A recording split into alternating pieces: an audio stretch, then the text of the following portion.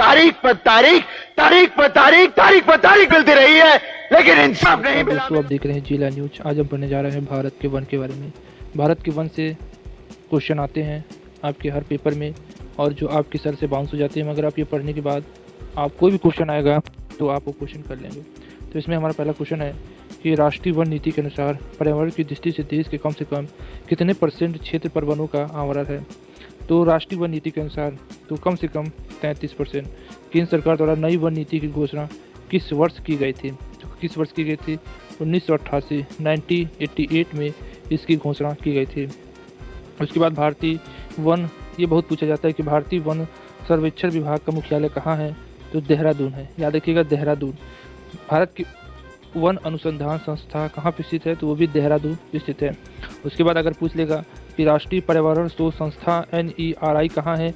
तो national environmental research institute कहाँ है? तो वो है नागपुर है।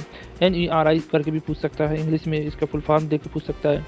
ठीक है, ये सब कर लीजिएगा। उसके बाद भारत के वृक्षारोपण उत्सव जैसे वन महोत्सव के नाम से जाना जाता है कि जन्मदाता कौन है? जैसे वन महोत्सव के जन्मदाता पूछा जाए, KS मुंशी हैं। ठीक है, ये याद रखिए, KS मुंशी। मुंशी याद रखिएगा, मुंशी जो रहते हैं सब देखभाल करते हैं, स्कूल का मुंशी है, मुंशी से बुलाते। तो वन महोत्सव किसके जन्मदाता कौन है? KM मुंशी के। उसके बाद भारत में वनों की ताज़ा स्थिति संबंधी रिपोर्ट कौन जारी करता है? तो भारतीय वन सर्वेक्षण विभाग देहरादून। कहाँ पे?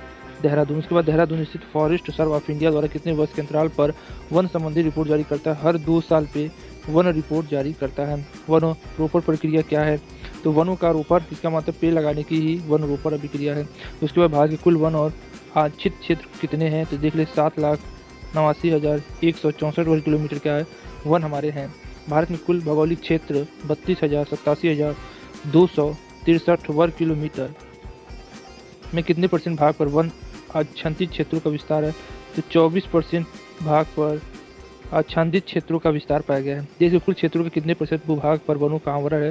तो 21.34% क्या है? 21.34% ही हमारे क्या है? भूभाग पे वन। और कम से कम कितने होने चाहिए? 33।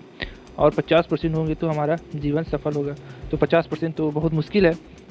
ठीक है, उसके बाद पश्चिमी हिमालय संसाधन प्रदेश के प्रमुख संसाधन क्या है? तो क्या है भैया? तो वन है। पश्चिमी हिमालय संसाधन प्रदेश के प्रमुख संसाधन क्या है? वन है।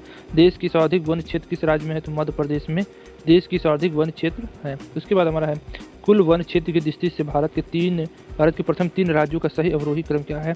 तो मध्य प्रदेश है, उसके बाद अरुणाचल प्रदेश, फिर उसके बाद छत्तीसगढ़ है। पहले नंबर पर मध्य प्रदेश है, उसके बाद अरुणाचल, उसके बाद छत्तीसगढ़ है।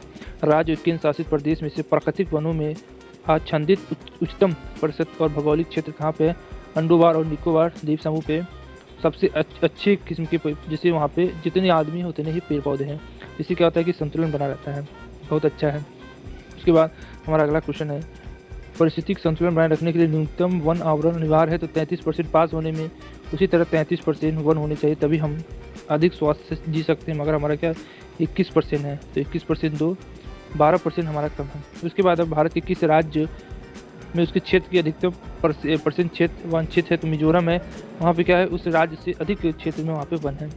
उसके बाद वनों की सुरक्षा के लिए स्वतंत्रता प्राप्ति के पश्चात सर्वप्रथम किस वर्ष सरकार वन नीति की घोषणा की है? तो 1952 में घोषणा की है। भारतीय वन सर्वेक्षण विभाग की स्थापना कब की गई थी? तो 1981 में की गई थी, याद रखिएगा।